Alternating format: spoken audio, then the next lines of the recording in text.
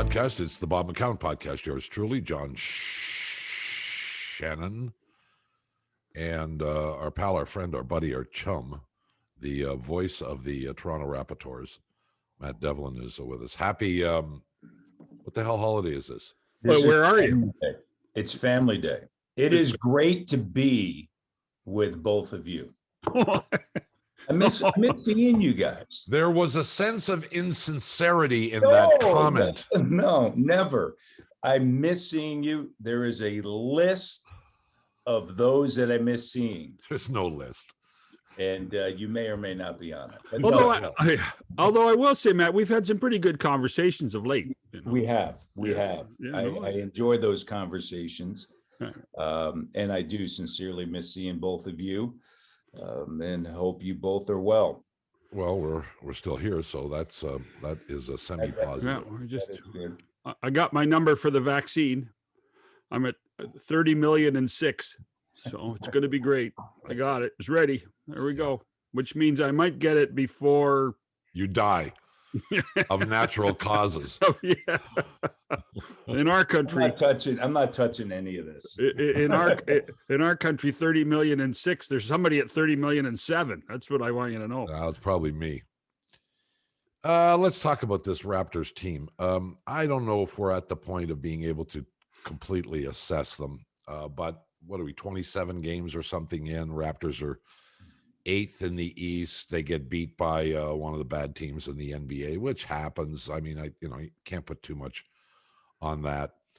But I wonder if what do you think Masai Ujiri is thinking right now, and Bobby Webster's thinking right now? Do we have to change this team? What is the missing ingredient? How does all this fit together in the future? Is there a free agent next year that we're really interested in, since the big guy from Milwaukee is not on that list anymore, and he was sort of subject to A? I mean, I got a lot of questions here, Matty, that I don't have answers to. Well, it's fair. And I think that not everybody at this stage has those answers, because when you look at the situation, they're a team that since the middle of January, heading into last night's game against Minnesota, 7th best record in the NBA. So you felt as though after their 2-8 start that things were trending upwards, despite what we know they lack, right? Which is a 5, but we understand the reasons, as you pointed out, as to why they are where they are there. And so you're still just looking for that rotation, of players. But above and beyond that, I think that Nick Nurse at this stage has an idea of the players, the rotations. Now, remember, OG Anunoby has been out, and they've been able to navigate that. Yuta Watanabe, who was able to get some solid minutes as a versatile big that can guard multiple positions, has been out. But yet through all that, great performances on this road trip. They went 4-2, and their only losses were on the second night of a back-to-back. Mm. The concern is this: yesterday you allowed a lot at the rim, and specifically in that third quarter, you allowed 37 points. Nick went to his bench, did not get the energy that you need, right? And so I think they are where they are, and literally they are who they are, right? And that is a team that's right there on the cusp of the postseason. I think that they're a team that can make the playoffs. Remember this year, a couple more teams in the East, and you have to factor in where everybody else is as well at this stage, right? There's nobody really running away with this. And so I think that factors into it. And now all of a sudden, here comes back to, a few of your questions there, Bob, and that is that, okay, what direction now do you go? The rumor is out there about Andre Drummond. Yep. He makes $28 million. You would have to, from cap purposes, have to get to about $22 million in order to make that deal. You're going to have to add up a lot of players to get to that if you want to keep this core intact. So there are some decisions that are going to be made here soon enough. But Well, Matt, go ahead, John. no, is it just as simple as saying they need a 5? I mean, is that the only thing I think that's that's a an real issue? good question. Real Yeah. good question. No, well, I think it depends upon what the expectations are of this team. And as we know, with Nick Nurse and with Bobby and Masai, they always have high expectations, right? And then you couple that with Fred VanVleet's expectations and Kyle Lowry's expectations, and then the expectations of Pascal and OG and Norman Powell, the players that have been here, right? And that, hey, we don't, we win, right? That's their thought process. The other intriguing thing to me, because the team has been announced that it will stay, or has announced that it will stay in Tampa, the Raptors have always been in the conversation with a lot of players on the buyout market. And they've never been able to get them. Mm-hmm. And that's inclusive of last year. They went hard after a couple of players on the buyout market. I mean, Nick was making the calls. Kyle was making calls. Like, they were like, hey, look at, come with us. It was one of the Morris twins. And, they decide to go to, I think at that point it was the Lakers or Clippers, one of the two. Anyway, to me, the point of that is to say they're going to be in Tampa for the remaining of the year and potentially for the foreseeable future, depending upon what happens with the vaccine, with the government, a lot of other different things that are happening. Blue Jays, I think, will kind of give us an idea there. But then also, when you take a look at this, to me, at the end of the day, they may have an opportunity to get a couple of players on the buyout market. You're in Tampa and there's no state income tax. So you got two things going for you, weather and no state income tax. And so that may be intriguing to a couple of players. So do they now, knowing that, do they now say, okay, I know the rumor is out there about Andre Drummond. However, maybe there's a potential for a buyout market here, and maybe we can handle our needs. Back to the needs question. 5 is certainly part of it. Nick has done a tremendous job of balancing the other needs with respect to the wing depth and what they've been able to do there. They play small at times, as we know. Typically, those numbers, when they do play small defensively, are up because of the ability to switch and be active. So 5 for sure.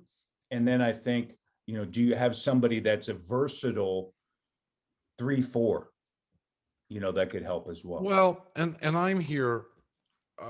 I'm very much old school, but I understand the game today. Set shots. Bob wants set shots. Two-handed. What's wrong with that? You and Bob Cousy make a few? Bob Cousy, that's right.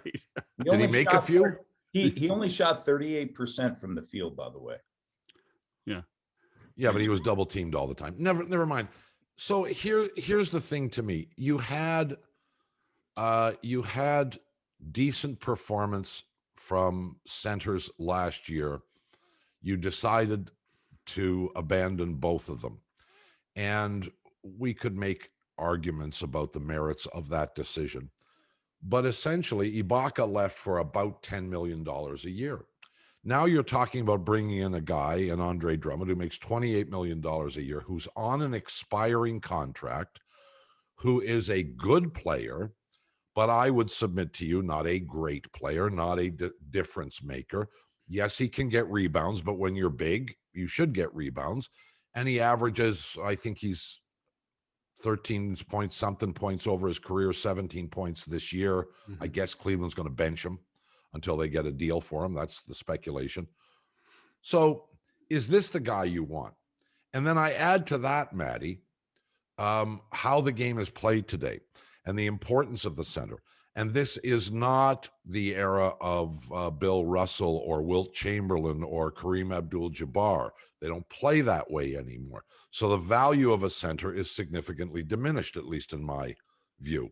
I'm going to add to that. The Raptors right now are paying $82 million a year for their top 3 players. At that kind of payroll, you are supposed to be one of the best teams in the NBA.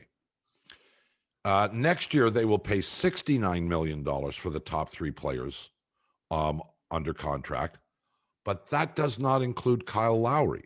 And we can't know what the future holds for Kyle Lowry. And if he comes back, is he going to take a haircut on a salary or et cetera? So they could very easily, and in all likelihood, be right back in the $82 to $90 million for the top 3 guys next year or 4 guys next year. So these are all issues that I'm having a hard time figuring out. How do you work your way through all of this? And if you're prepared to get Andre Drummond, as you alluded to earlier, so you think they're going to have to find at least $22 million worth of salary to give up. Yeah, that's basically when you look at the rules of engagement Right. with respect to the trade. That all right, who's that guy?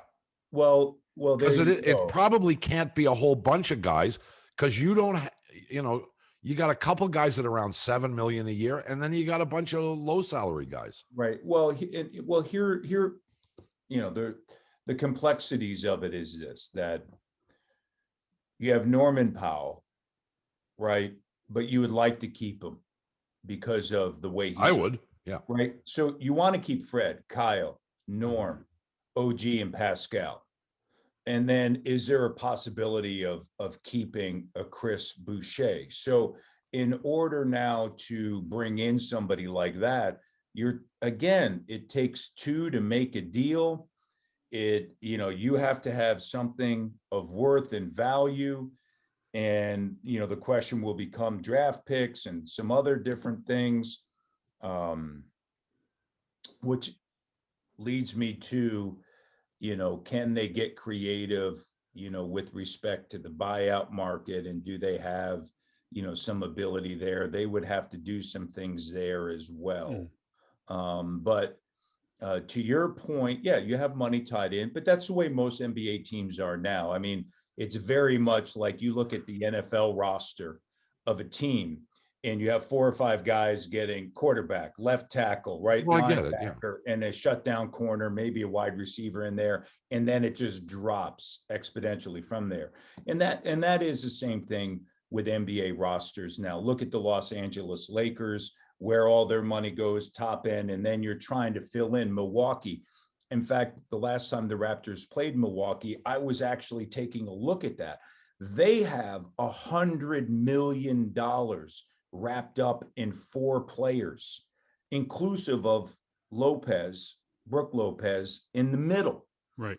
And so, are those the 4 players that you think are going to be able, right? And then you go from there all the way down to, that mid-level range and less. It's why, second round picks and undrafted players and like that, become important, right? To fit them into a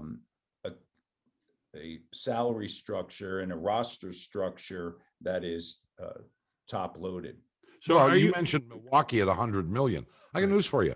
Raptors top 4 is at 93 or 94 million right now. And that doesn't include Anunoby's contract, which doesn't really kick into big bucks till next year. He goes from like 3 million to 18 million next year.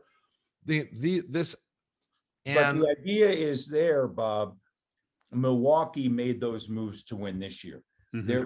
There was no there were no moves made other than let's see if we can create flexibility in the summer of 2021. Now, you have this team that is extremely competitive.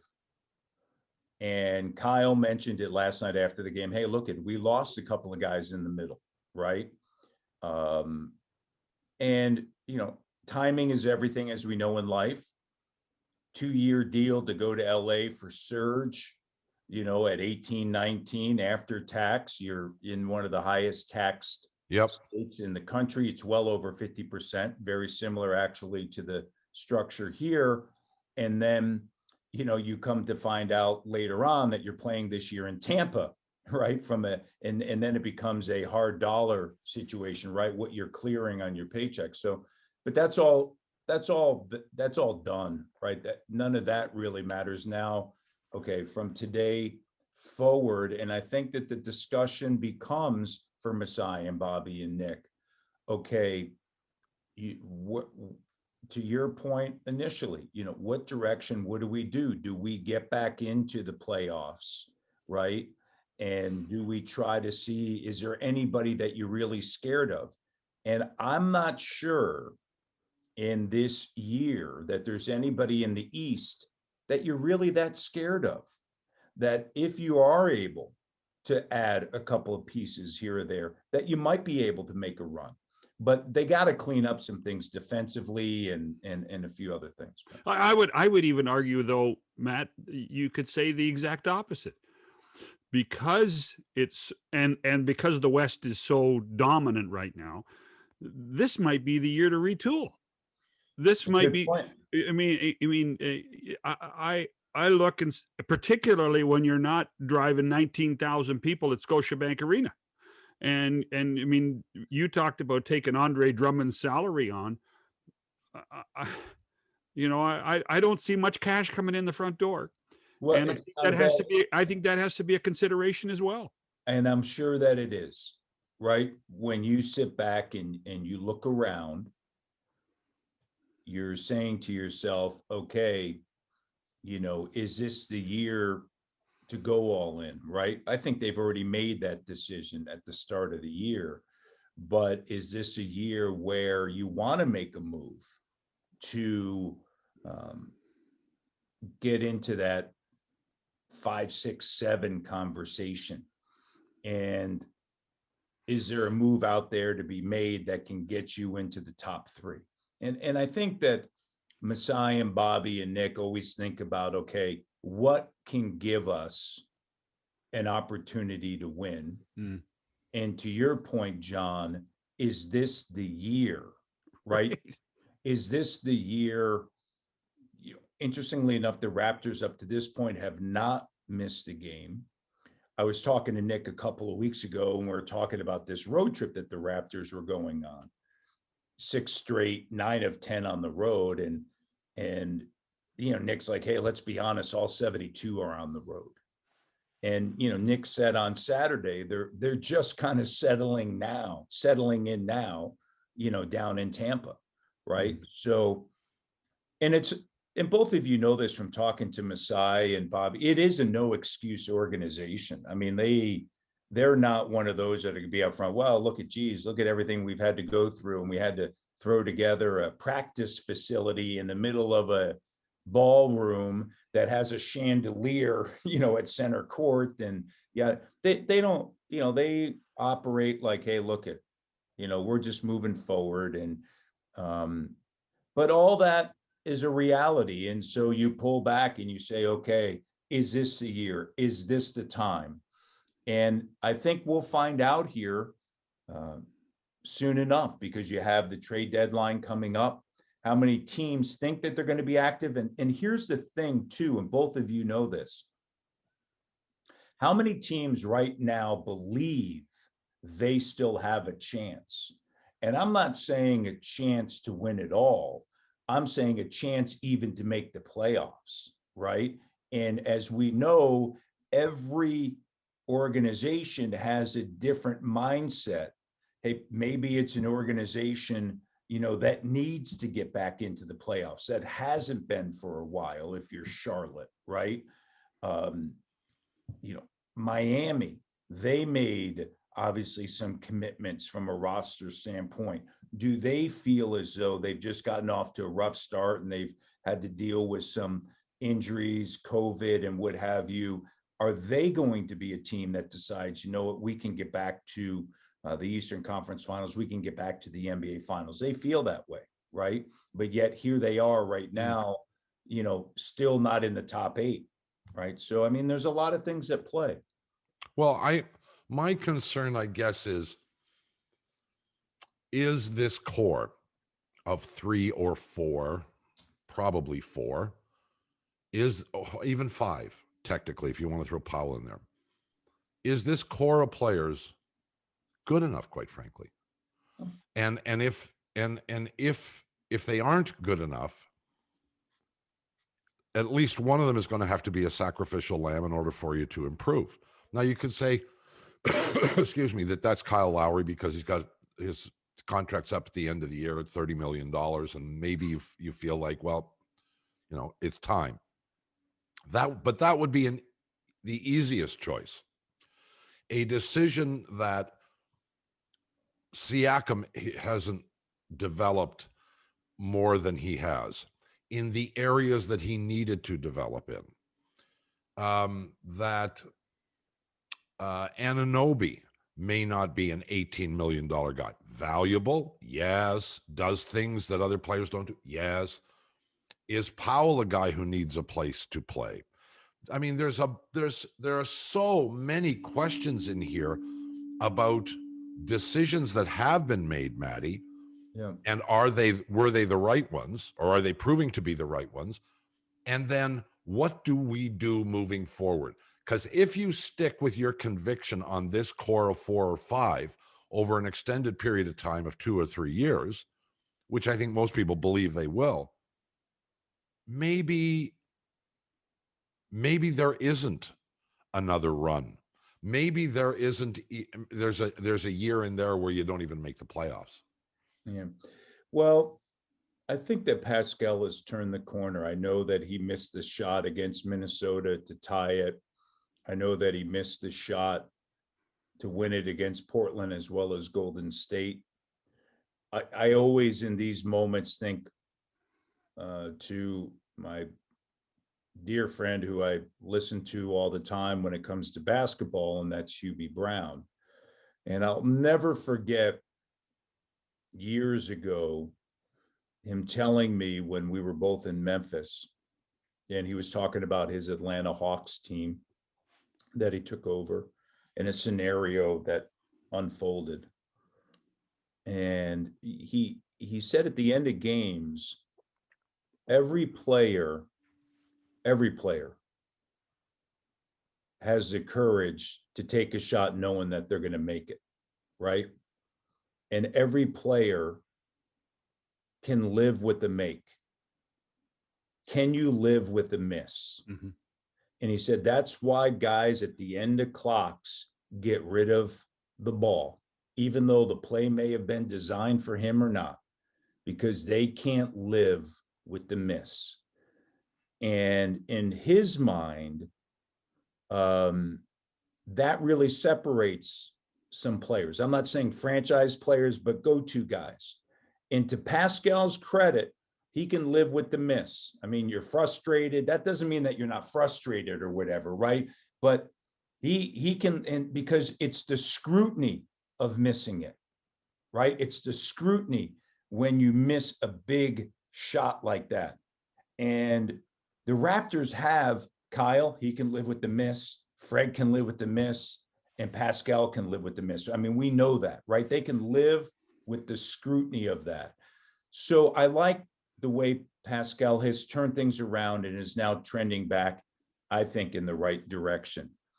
OG was really starting to play well and was shooting the 3 well. And that 3-and-D in the NBA is so important. And we know what Fred provides and Kyle provides. And then the question becomes, can Norm translate some of what he's doing in the game as a starter? Can he bring that from the bench, right? Chris Boucher has emerged. Bembry has become a rotation player. Terrence Davis has not played well. And I said this a couple of weeks ago on the broadcast because I think a lot of fans, well, look at Terrence last year. And it doesn't mean that you have, this success, sometimes, as we all know, doesn't go in a straight line, go up. It's up and down. But when you have Serge Ibaka and you have Marc Gasol on the back end, it cleans up a lot. Of course it does. Right. It cleans up a lot on the perimeter. And so for a player like Terrence Davis, it's a sharper learning curve actually this year than it was his rookie year, because if he made a mistake defensively, they were way more in tune with each other last year defensively, and understandably so, than they are this year, right? And so, that's where they are. Do I think that the players that I mentioned, specifically Fred and Kyle and OG and Pascal and Norm and Chris Boucher, I think that they're keepers, and I think that Masai always has that belief of you're one player away. And I think when you add a player to that mix, this team with those players can go to the next level. We've already seen that, right? I have a question for both of you. And you touched on Pascal, and Matt, you go first, but Bob, I want you to answer this question. Is there any chance over the last 3 years they've overvalued Siakam? No, I don't. I describe it like this to my many hockey friends, and inclusive of you, John. So let's say you have a top line, and Kawhi is the best two-way centerman in the game, right? Because arguably he fits that bill. Sure. And on one wing, you have Marc Gasol / Serge, and on the other wing, you have Pascal. And then the next year, Kawhi moves on, and now you're moving Pascal to that center position. But you still have that Marc / Serge on your wing, and now you introduce OG Anunoby, right? And then the third year of that progression, and we've seen this countless times in hockey, right, where that young centerman, and now all of a sudden you got Aaron Baines over there, you have a combination of other things, you have OG that is, taking that next step. So to me, I don't think that there was overvaluing it. I think that there is a sense of who you have around him specifically at that 5 position. And I don't think that for Serge, how do you get that awareness? I know that the bubble didn't go well for him. I give him a pass. In these times, I give people passes on those situations not working out. I think he got off to a slow start, and I think he's kind of figured out, okay, this is who I am, this is where I need to go. But you're asking him to do even more because of who he doesn't have next to him. Sure. And I think we all agree that, Chris Boucher is a phenomenal story. There are matchups that he absolutely devours. And then there are other matchups where things just don't necessarily work out. And I know why Nick wants to keep him on the bench instead of starting him, but that may change. The Aaron Baines situation, unfortunately, it just, as much as you like the signing when it was announced, because he's been rugged, he's a guy that, can be physical and tough defensively. It just hasn't gelled up to this point. There's been moments, there's been times.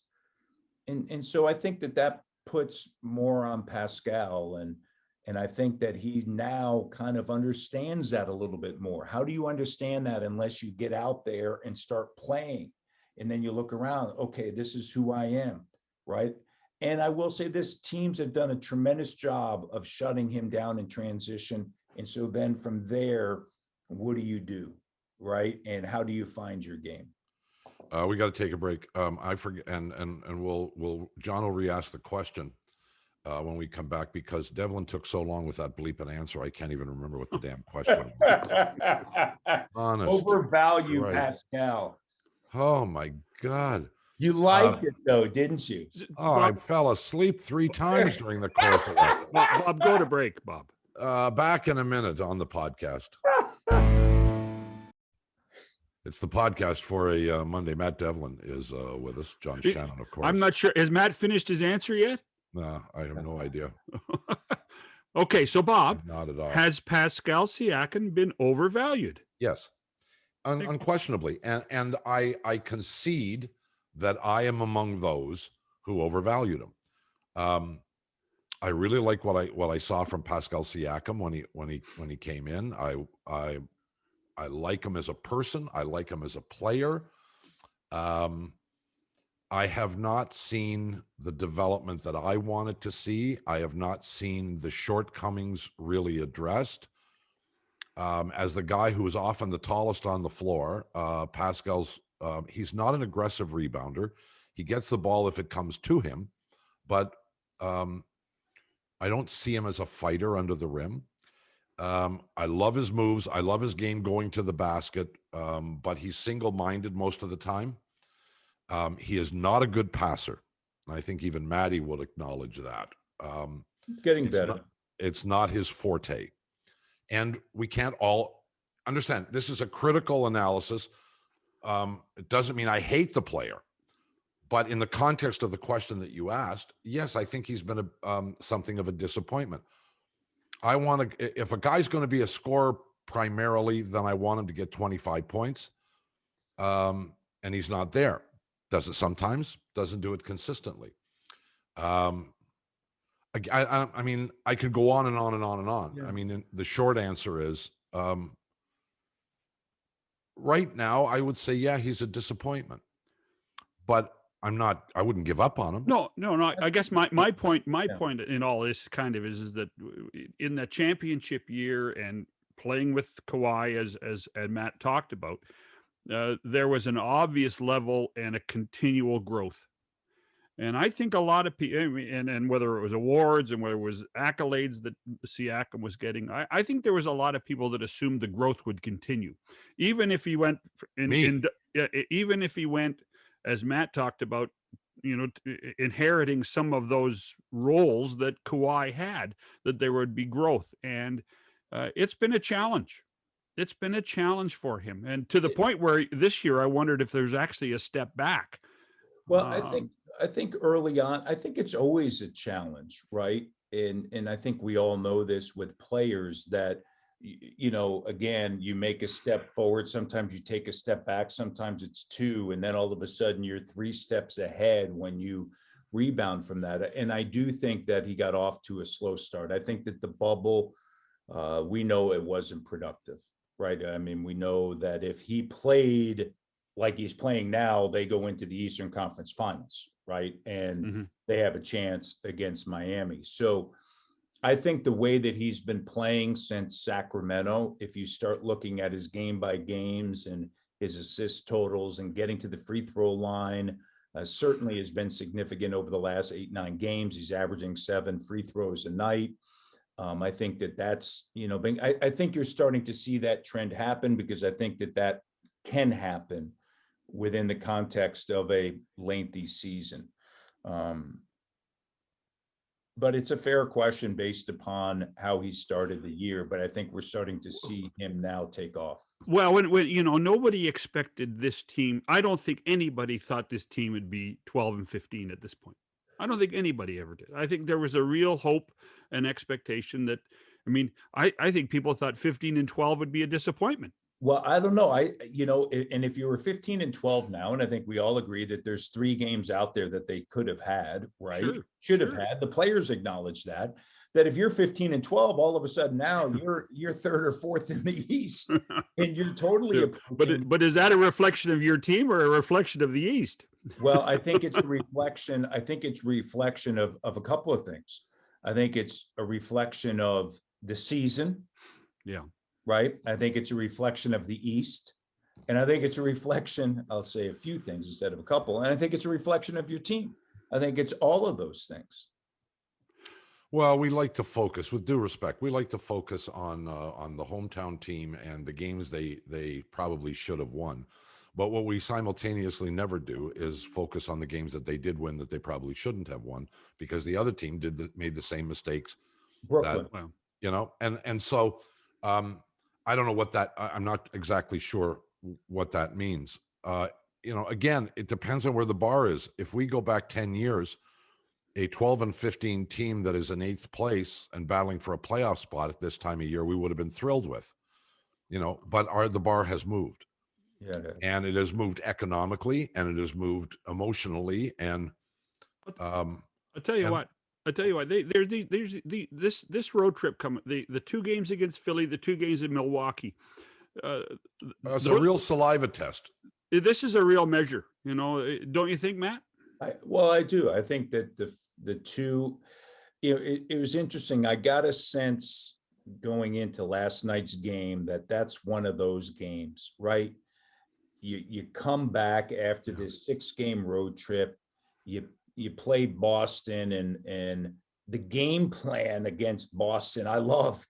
I mean, they shut down their big 3, and you're saying, hey, Shemi Ojale and Peyton Pritchard, go ahead. You want to beat us?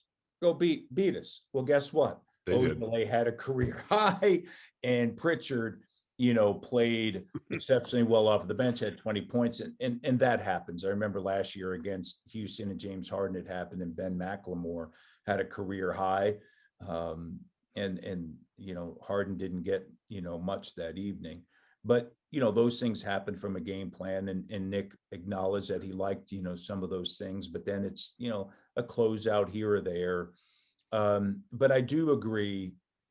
You go into Minnesota, in Tampa last night, you're kind of in between, Boston and Milwaukee, and you look at their record, not understanding that they have some players, right? And you got Karl Anthony Towns, who's a 20-10 every single night. And I know he missed 13 games, and it's been just a tragic year for him, losing 7 family members in his mom. I mean, it's just been, your heart breaks for him.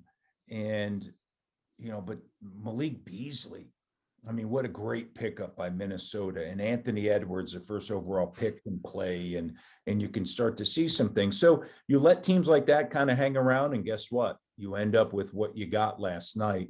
But to both of your points, these 2 against Milwaukee, I think are going to be really key for the Raptors and the thought process of what to do going forward. As we wrap it up, let me get back to the Drummond question, which really started this whole discussion. And again, we caution everybody. We know that there have been some conversations. We don't think they've been serious as yet, so we don't think this is exactly imminent. We don't know is really what I'm trying to say. But if you take economics into the equation, you probably can't trade Anunoby for Drummond, because Anunoby's contract right now is only around $3 million. Am I accurate, Matt? Yeah, right. And then you have the kicker for next year with the extension. Yeah. Lowry's at $30 million. Drummond's at $28 million. That one would work. You're not even going to think about that one, are you? No. And again, OG, Pascal, and Kyle, and Norm, Freddie. Yeah, I mean, you want all those players around, but you can't have your cake and eat it too. And you say that. Correct. And to that point, Bob, if you're going to go down that road, right, which is, hey, we're going to totally clean the books this summer, right? That would entail then is that you are going to trade some of your core guys for a Drummond, because he comes off the books, and then you're going to, move Kyle in a different. I just don't see that. I don't see that happening. No, I don't see that happening at all. I think that you will go to Cleveland potentially and say, okay, hey, here is, junk. Yeah, here's half a dozen. Here is a bunch of junk. And Cleveland, you're dumb. You've proven you've been dumb in the past. You've made all kinds of stupid deals. The only player you ever had was the best player on the planet, and you won when you had him. And the minute you lose him, you get 6 wins in a year. So you've proven how stupid you are. Here's another stupid deal. Take this, a bag of seashells. I believe, call me crazy, both of you, if you want, but it's possible, Devlin. Yeah. I still believe in these core guys. I mean, I actually think that they're competitive you do. level in who they are. That this team is not far off, and there is a competitive spirit to them. I'm not saying, by the way, that they're going to be happy or anybody's going to be happy with them finishing 8th or 7th or 8th and what have you. But I said this at the beginning of the year. This is a year where, hey, home court advantage, really? Who's got home court advantage? The arenas that have 3,500 people in them. Get to the playoffs, be healthy, figure out your roster, do all those things, and then get ready. If that's your mindset of making the postseason, get ready for the postseason, and let's see if you can make a run. To your point, Matt, to your point, and I don't necessarily disagree with you, but to your point, I can't imagine this team without Kyle Lowry even next year. Yeah, it's interesting. I mean, he's heart and soul, man. Heart and soul, man. Yeah, there's going to be a statue out front, as we know. The number 7 is going to hang in the rafters, as it should. And this then becomes this conversation. Depending upon what you do next season, what the off season brings, is it a situation where, because of how your roster is constructed, to Bob's point earlier with respect to the money, right? Yeah. Will he take a hometown discount, or is he, 35 years of age and saying, hey, I know I have a limited, time frame here. Can I end up in a location where we have a shot to win another? Unless this summer and a few other different things happen where they surround him once again. And again, I think, they're one or two guys away here from that happening. I know that. Well, they are, but you got to move somebody in order to get somebody, because the free agent market has no difference makers in it. Yeah, I don't disagree. I don't disagree. You have to. So they're going to have to make some hard choices, and that's all I'm trying to address here. You can say how much you love all of these guys, but at the end of the day, somebody is going to have to go, and maybe it's Pascal, maybe it's OG, maybe I don't think you're going to move Fred under any circumstance. I think he's the one guy that's absolutely safe. No. Powell's salary is still under control for another year at around 10, 11 million. He has an option, so he could opt out. So to your point, though, you're right. There's going to have to be hard decisions that will have to be made. Yeah. And I'm not making them until the off season. I'm not making them now. I'm not making them at the deadline. I'm running with these guys. Because it's not going to affect the bottom line very much. The TV ratings are going to stay the same. They're nice and solid, and then wait for the off season. And I'll say this, and it is an interesting time when you have that conversation, because the business piece of it comes into play, and that is, to your point, no fans in the arena. You are in Tampa. The complexities of that, and this is an unbelievable fan base, as we know. But then you are going up against the North Division, as we know, 7 NHL teams.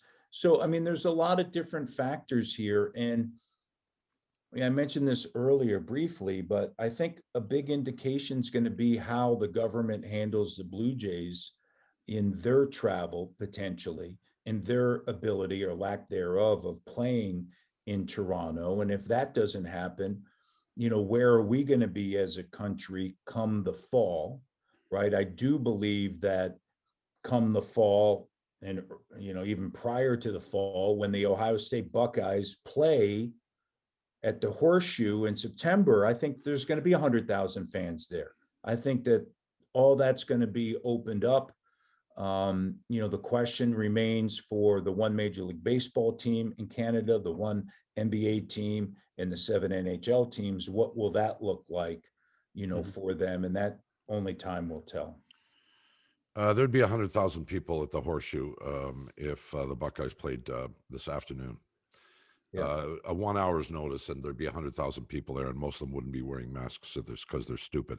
The notion of holding a tag day for MLSE because of the economics or the fact that there's nobody in the building, I couldn't give a crap about MLSE or their economics or Rogers or Bell or their economics. It's the other way around, Bob. It's the other way around. Either. No, it's the other way around. I'm interested in the economics from the standpoint of what the Raptors can spend under the cap, or if they choose to go over, and that's the economics that I'm interested in. The business side, you snooze, you lose. I trust that this management group, who we have no reason to mistrust, will make some good decisions, and we'll find out whether they're the right decisions in due time. It's an interesting moment in Raptors history as we try and figure out whether this is a team of the future or a team that can only look in the rearview mirror at their past.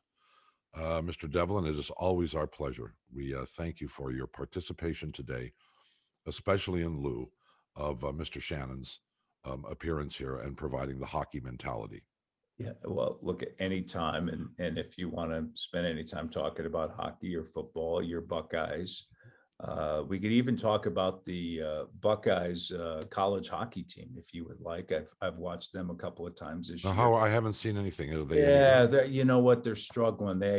Well? Yeah, they lost to Notre Dame back to back. I think like 12-2 differential. It wasn't good.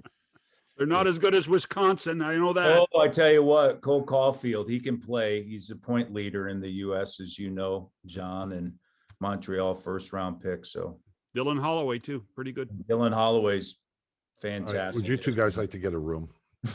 We're just multifaceted, Bob, as opposed to. See, that's why By the way, the Buckeye basketball. That's why there's a telephone. Call each other. Yeah. By the way, don't worry. The Buckeye basketball team. Oh, they're good. They're good. Number 4, I think. Really Number 4. Yeah, they're really good. Yeah. They're really good. They might beat the Cavs, actually. Maybe the Raptors will draft all Buckeyes. Oh, no, you can't do that. There's only 2 rounds. Hey, if you like the show for reasons that would be inexplicable, subscribe to your favorite podcast platform. For Matt Devlin and John Shannon, I'm Bob McCown. We'll see you on Wednesday if the creek don't rise. Bye, everybody.